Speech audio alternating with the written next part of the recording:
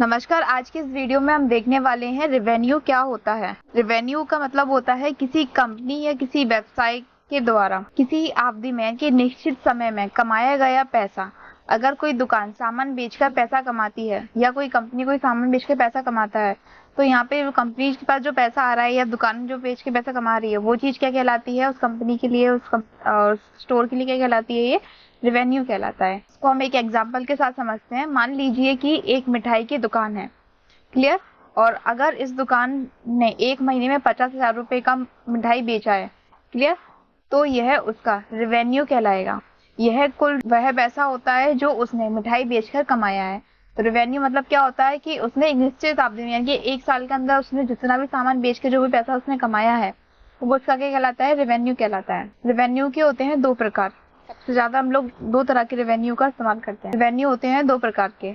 Operating revenue जो किसी मुख्य गतिविधियों से प्राप्त होता है। जैसे मान लीजिए अगर एक दुकान है, वहां पे कपड़े सेल करने का काम है, तो कपड़े सेल करके जो पैसा आ रहा है ये उसका क्या हो गया, मुख्य गतिविधि हो गई, उसका मुख्य काम हो गया। जब वो पैसा सेल करेगा तभी उसको पेमेंट मिलेगा।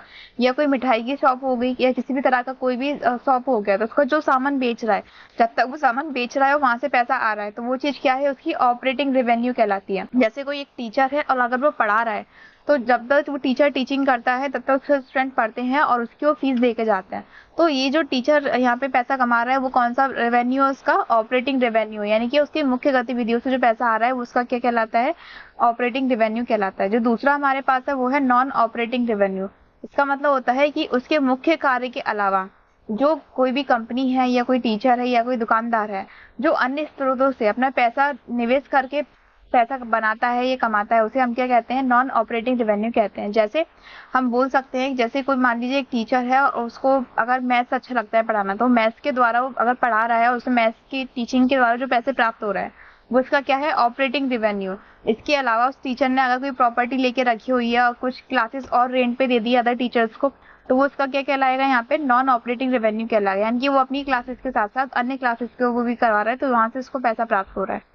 इसके अलावा जब भी कोई कंपनियां होती हैं तो वो क्या करती हैं, दुकानदार भी होते हैं, कोई बिजनेसमैन भी होते हैं, वो सब क्या करते हैं कि अपने मुख्य काम के साथ साथ वो अदर कार्य भी करते हैं। जैसे प्रॉपर्टी में अपना पैसा इन्वेस्ट करते हैं, शेयर मार्केट में करते हैं, और वहां से उनको जो प्रॉफिट प्राप्त होता है तो वो क्या कहलाता है, वो पैसा क्या कहलाएगा, नॉन ऑपरेटिंग रेवेन्यू कहलाता है। तो रेवेन्यू होते हैं मोस्टली दो प्रकार के। आज की वीडियो में इतना ही, बाकी हम नेक्स्ट पार्ट में कवर करेंगे।